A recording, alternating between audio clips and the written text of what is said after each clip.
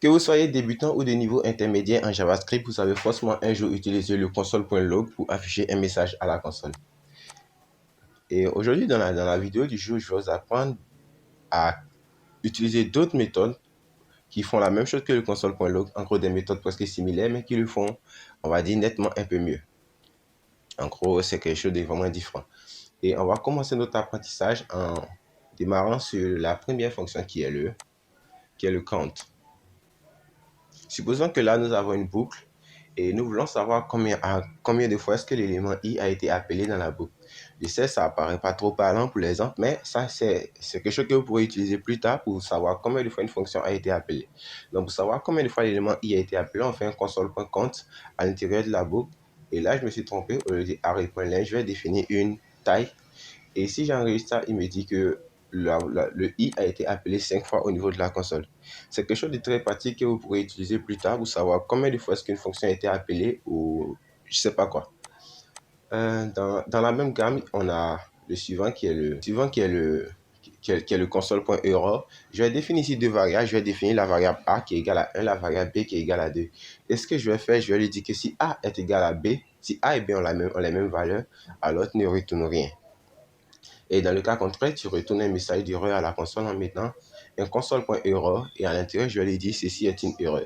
Cela permet d'afficher un message d'erreur à la console et plus besoin d'utiliser le console.log. Vous voyez, au niveau de la console, nous avons bien le message d'erreur qui apparaît et il est totalement en rouge, ce qui signifie que c'est une erreur.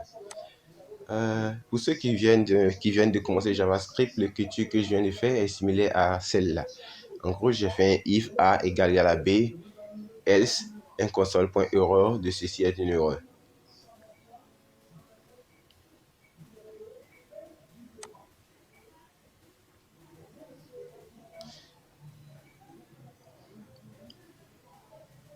Et dans la même gamme, supposons que nous avons des données, c'est celle-là même que je préfère, supposons que nous avons des données qui sont dans une variable data, un tableau d'objets, et nous avons des données, nous avons un ID, un nom pour chaque personne. Ici, je vais définir rapidement les objets, je vais mettre un ID pour la première personne qui s'appelle Angela et un autre ID pour une seconde personne qui s'appelle Laurie. Et supposons que je vais prévisualiser ces données-là. De manière conventionnelle, je vais faire un console.log de data. Et lorsque je fais ça, voilà comment est-ce que ça apparaît. Et pour un meilleur rendu, pour un meilleur affichage, je peux utiliser le console.table qui va disposer les données sous forme de tableau, dans un tableau.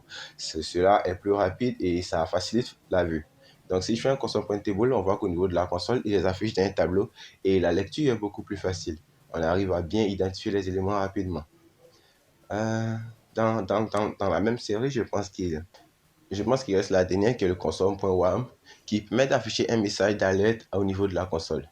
Donc, on met un console.warm et à l'intérieur, on met le message d'alerte qu'on veut afficher. Dans mon cas, je vais mettre ceci est une alerte.